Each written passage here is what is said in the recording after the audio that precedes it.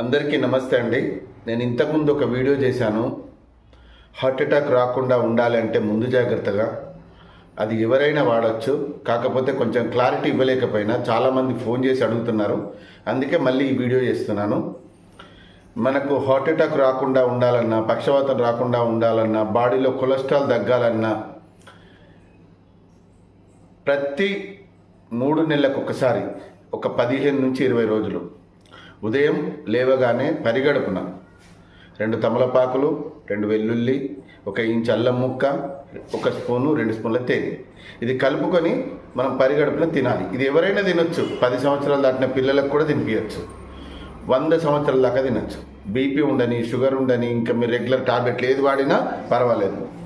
ఇంతకుముందు బ్లాకేజ్ అయిపోయి మీకు స్టంట్లు పడ్డా, ఓపెన్ హార్ట్ సర్జరీ అయినా తినొచ్చు. ఎందుకంటే ఇవన్నీ డౌట్స్ నన్ను అడిగారు. 100 కాల్స్ రావడం వల్ల